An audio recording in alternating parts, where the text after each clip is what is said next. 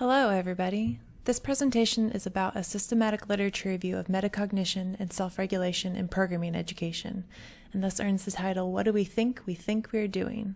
This is a project led by James Prather and included Brett, Michelle, Paul, Dostani, and me, Lauren. We decided to do a systematic literature review for the same reason many people do.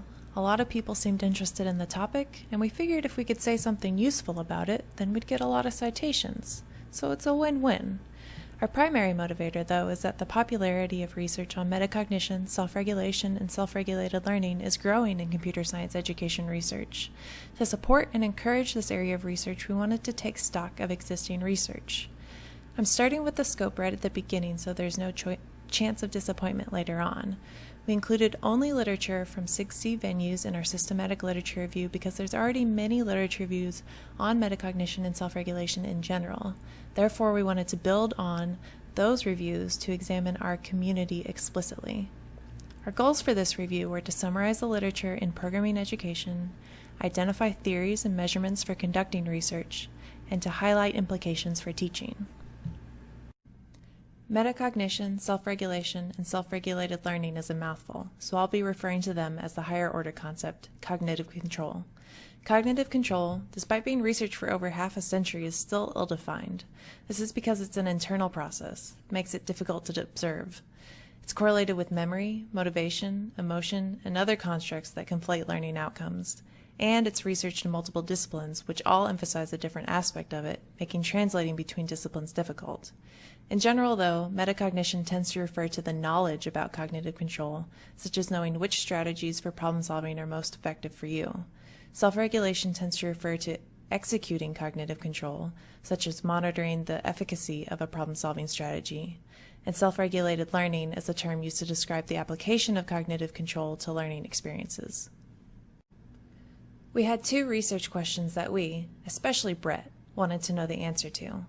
The first research question, what theories have been used by the 6C community in the literature on metacognition and self-regulation in the context of programming education?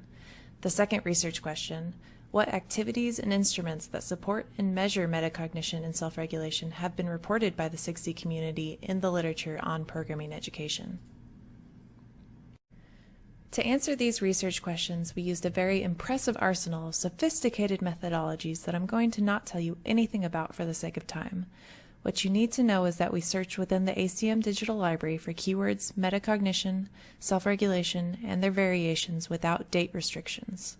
The restrictions we used were that the keyword had to appear in the body of the paper, not in only the references, and the paper had to be longer than 2 pages, so that it had room to sufficiently describe theory, methods, and results.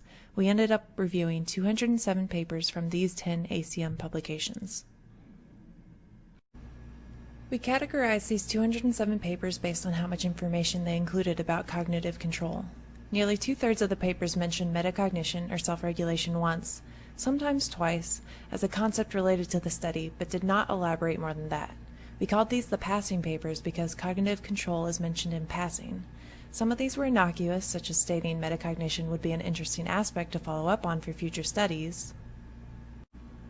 But some were bold statements with an egregious lack of evidence. For example, the discussion of one paper stated, this helps to develop students' metacognition with regard to virtual classroom use, which can enhance their capacity to utilize the environment effectively. This was the only time metacognition was mentioned, and Paul would very much like this to stop. About a quarter of papers, the peripheral papers, discussed cognitive control in more depth, typically in the introduction or discussion, but they were not about cognitive control, so the methods didn't measure it and the results did not include it. Paul liked these papers much better, so we analyzed them to examine the theories in previous literature that they described, but they were excluded from our in-depth analysis. The last category was Paul's favorite, the depth papers, of which there were 31. These papers described studies that explicitly included cognitive control, including measuring it and reporting findings about it. These were papers used for our in-depth analysis. We found 4 commonly used theories of cognitive control in papers from 6C-sponsored venues. I'll focus on what makes each one unique, and more details and citations can be found in the paper. Fauvel's theory provides a broad definition of metacognition. broader than education, and it's the foundation of most theories of cognitive control used in education. One interesting aspect of Flavel's theory is that he states metacognition is difficult when learners have little domain knowledge. Bandura's theory focused specifically on the role of social and environmental factors on self-regulation. He views self-regulation as a process that can override other predictors of behavior. Zimmerman's theory builds upon Bandura to describe a three-phase process for self-regulated learning. The three phases are plan, practice and monitor, and evaluate progress. Lastly, Pentrench and de Groot's theory also builds upon Bandura, but to include motivation. This theory uniquely includes prior knowledge activation. As I mentioned at the beginning, cognitive control is related to many different constructs that affect learning. From our review, we noted which other theories people included when they studied cognitive control to better map out these related constructs. I've pulled this table straight out of the paper, so if you'd like to know more about one of these, please refer to the paper. In the realm of motivation, related theories are self-efficacy, mindset, goal orientation, self-determination, and control value theory of achievement emotions.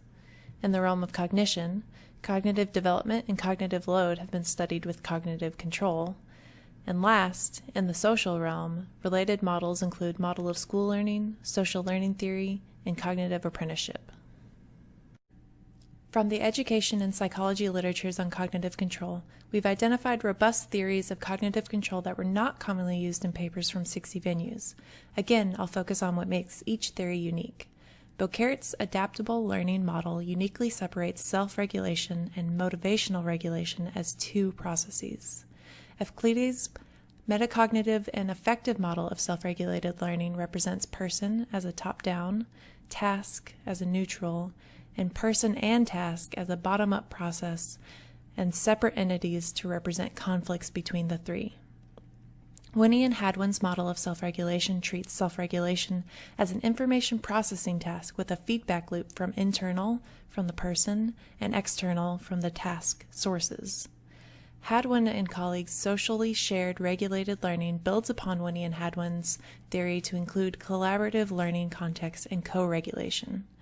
Each of these theories could be useful in computing education research, so we wanted to share them as potential theories to use in future research.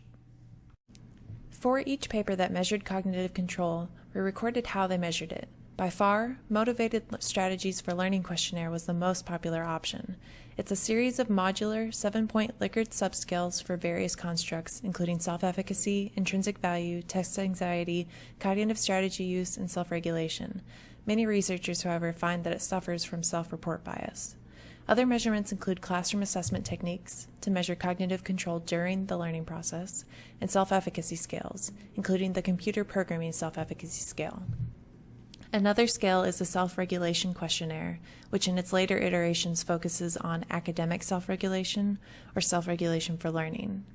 An acronym-driven scale is the Student Perceptions of Classroom Knowledge Building, or SPOC, which differentiates between self-regulation and lack of regulation. Less common options ask students about their beliefs and goals, which can influence cognitive control. These were the Epistemological Belief Questionnaire and the Achievement Goal Framework Questionnaire. Okay, so now that we've shared the theories and measurements that people have used, we'd like to talk about actual research findings. We analyzed the 31 depth papers, which were about cognitive control. We don't have time to summarize all 31 papers, so each team member picked their favorite finding to share with you. Brett's favorite finding was that Martin and colleagues found that only email alerts, compared to writing assignments about time management or to creating a schedule for a project, reduced late work submissions, despite the students reporting that the emails were of marginal utility. Michelle's favorite finding was that Loxa and Co. argued that instructors should help students who demonstrate flawed or a lack of self-regulation, but only after they've acquired some content knowledge. Paul's favorite finding was that Prather and colleagues found providing an explicit metacognitive prompt prior to programming helped students avoid making mistakes in the early stages of problem solving, and students who received prompts tended to verbalize more metacognitive behaviors. Dost and I's favorite finding was from Bagley and Chow, who found that brainstorming and devising strategies in pairs for a Java project led to differences in perceptions and outcomes between genders. In particular, women increased their perception that testing produces better solutions and received higher scores. My favorite finding was from Leshinsky and colleagues who considered several learner characteristics effects on performance, including self-regulation. However, they found that only self-efficacy was a direct predictor of performance. James's favorite finding was from Jan and colleagues who found that visualizations can improve self-regulation by highlighting problem-solving processes. The lowest performing students benefited the most from visualizations without affecting the highest performing students. Besides our favorite findings, we also wanted to highlight some themes that emerged from our analysis. First, metacognitive knowledge is difficult without content knowledge. If students don't know what success looks like or possible strategies to achieve it, cognitive control doesn't offer much help. Second is that metacognition and self-regulation are direct predictors of self-efficacy, and self-efficacy is a direct predictor of performance.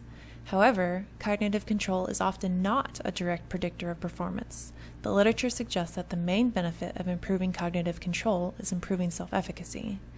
Third, and completely unsurprisingly, self-report measures of cognitive control often measure what students think they do, not what they do. And there's often a large difference between what students think they do and what they actually do. We'd like to close with some recommendations for researchers who are interested in conducting research on cognitive control. First, you should provide a clear definition of what you mean by metacognition or self-regulation based on the theory that you're using. There isn't already a canonical definition. Second, consider the related constructs that we presented here to determine if they're relevant to your work and account for them when possible. Third, select theories and measurements from those we've presented and included in the paper that best suit your work.